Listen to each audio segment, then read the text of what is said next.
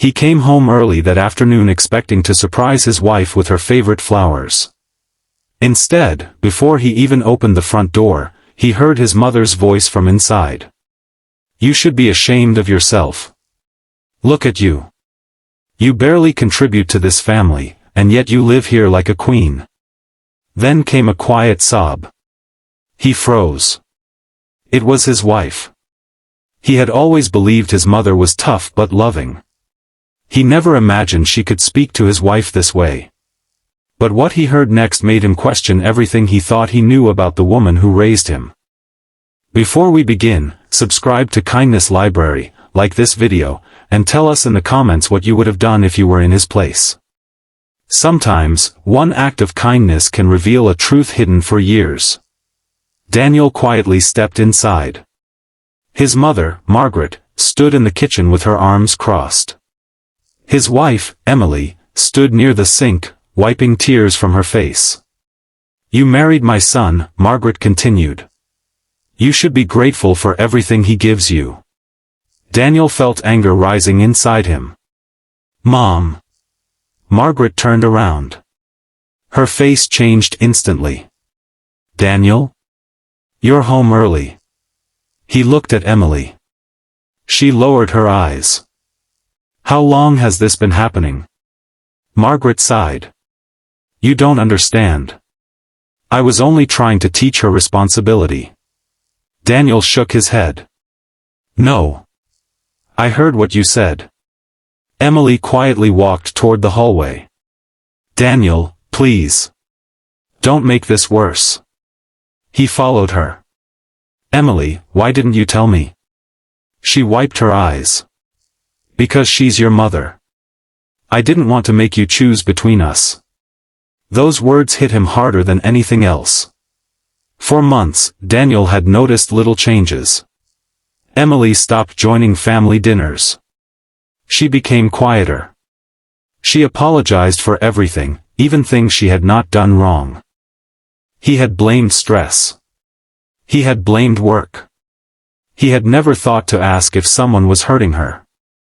"Why didn't you tell me?" he whispered again. Emily looked at him. "Because I knew you loved your mom. And I knew how much she had sacrificed for you." Daniel stood silently. Then Margaret walked into the room. "I didn't mean to hurt her." Daniel looked at his mother. "Then why did you?" Margaret said nothing. For the first time, Daniel noticed something strange. Her hands were trembling. She looked toward Emily and then toward the floor. Finally, she spoke. "Because I was scared." Daniel frowned. "Scared of what?" Margaret took a slow breath. "I thought she was going to leave." Emily looked confused. Margaret continued. "Your father left me when you were young. I spent years believing I wasn't enough. When you married Emily, I became afraid that you would build a life with her and forget me." Daniel's anger softened, but he did not excuse her behavior. "Mom, being afraid doesn't give you the right to hurt her." Margaret nodded. "I know." She looked at Emily. "I was cruel because I was afraid. And I am sorry." Emily did not answer immediately. Margaret stepped closer. "I know an apology doesn't erase what I said. But I want to change." Daniel looked at both women. He realized something important. Kindness did not mean ignoring wrongdoing. It meant telling the truth without destroying someone. He put his hand on his mother's shoulder. "You are still my mother. I love you. But Emily is my wife, and I will not stand by while anyone humiliates her." Margaret nodded through her tears. Then Daniel turned toward Emily.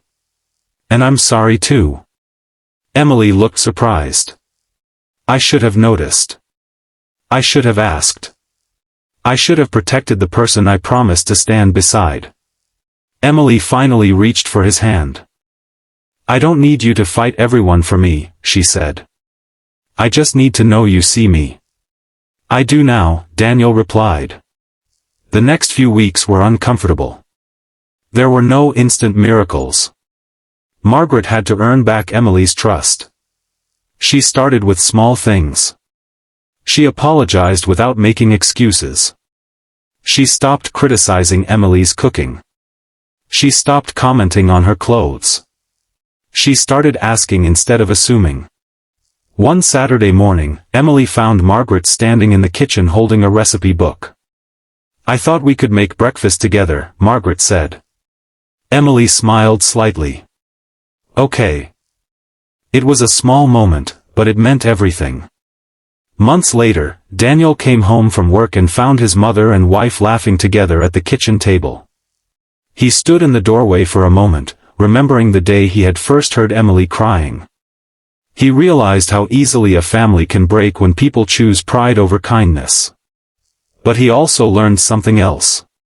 Kindness does not mean staying silent when someone is being mistreated. Sometimes kindness means speaking up. Sometimes it means setting a boundary.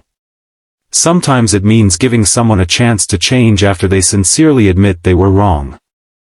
And sometimes, kindness means listening before it's too late.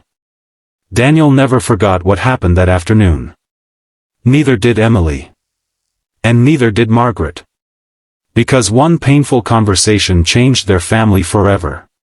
If there is someone in your life who feels invisible, listen to them. If someone has been hurt by your words, apologize. And if you see someone being treated unfairly, don't look away. You never know how much one kind word, one honest conversation, or one moment of courage can change someone's life. Kindness does not always arrive as a grand gesture. Sometimes, it begins with simply saying, "I see you.